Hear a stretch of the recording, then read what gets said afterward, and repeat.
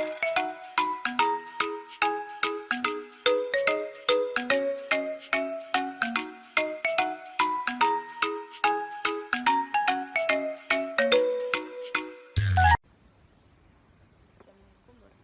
wabarakatuh. Saya Zakia Al-Mukarramah Al-Ula dari kelompok 9. Saya akan menjelaskan tentang pengertian rubrik. Rubrik merupakan panduan penilaian yang menggambarkan kriteria yang diinginkan guru dalam menilai atau memberi tingkat dari hasil pekerjaan siswa. Rubrik menurut para ahli yaitu 1. Menurut Ares, yaitu rubrik adalah deskripsi terperinci tentang tipe atau kinerja tertentu dan kriteria yang akan digunakan untuk menilainya. Menurut Bernie dan Najib-Piquet, yaitu rubrik adalah alat skorsing untuk asesmen yang bersifat subjektif. Yang ketiga, menurut Nitko, yaitu suatu alat yang berisi subjektif, aturan yang digunakan untuk mengakses kualitas peserta didik. Yang keempat, menurut Heidi Goodrich, yaitu suatu alat penskoran yang terdiri dari daftar seperangkat kriteria atau apa yang harus dihitung. Saya Desi Waladatunisa. Selanjutnya akan menjelaskan tentang manfaat rubrik penilaian. Rubrik adalah salah satu asesmen alternatif yang dapat digunakan untuk mengukur dan menilai siswa secara komprehensif. Dikatakan bahwa komprehensif karena kompetensi atau kinerja peserta didik tidak hanya dilihat pada proses akhir saja, tetapi juga pada saat proses berlangsung. Rubrik dapat berfungsi juga sebagai instrumen evaluasi.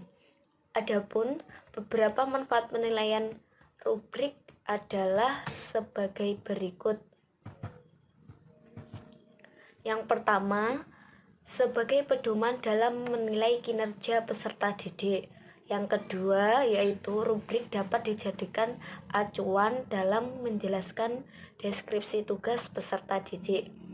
Yang ketiga, sebagai pedoman dalam memberikan informasi mengenai bobot penilaian pada tingkat kemampuan masing-masing peserta didik.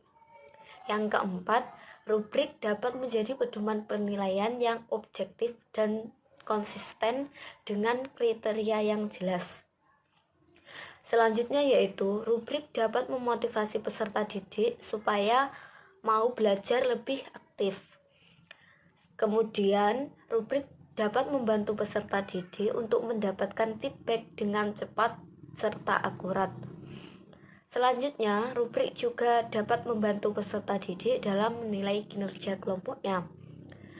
Dan rubrik juga dapat membantu tenaga pendidik serta peserta didik dalam memahami proses pembelajaran yang sudah dilakukan.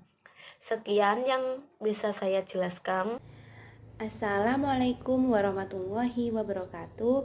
Perkenalkan, nama saya Lucy Wayulisdiani, absen 39 dari kelompok 9. Saya akan menjelaskan materi berikutnya, yaitu tentang jenis-jenis rubrik. Secara umum ada dua tipe rubrik, yaitu rubrik analitik dan rubrik holistik. Rubrik analitik digunakan untuk menilai setiap kriteria secara berpisah. Selanjutnya, mengkombinasi penilaian dari setiap kriteria untuk memberikan penilaian terhadap mutu kinerja secara keseluruhan.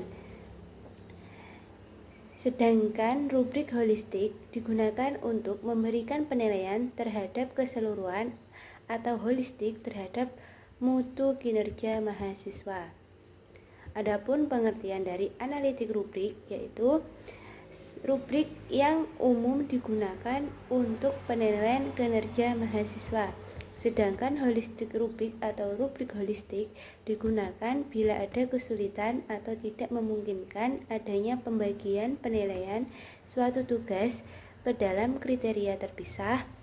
Ini dapat terjadi karena adanya kriteria saling berkaitan dan tumpang tindih satu dengan lainnya, seperti halnya tugas kreatif yang kompleks yang mana pengajarannya dapat didekati dengan ragam cara oleh mahasiswa dan tugas tersebut tidak dapat atau sulit dibagi ke dalam komponen atau kriteria penilaian. Sekian, terima kasih. Assalamualaikum warahmatullahi wabarakatuh. Saya Fabri Alvin Maufuri dari PKMI 6B. Di sini saya akan menampilkan contoh dari rubrik analitik dan rubrik holistik.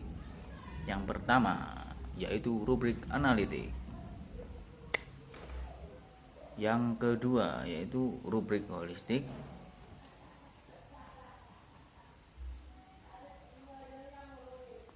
Oke, sekian dari saya. Wassalamualaikum warahmatullahi wabarakatuh.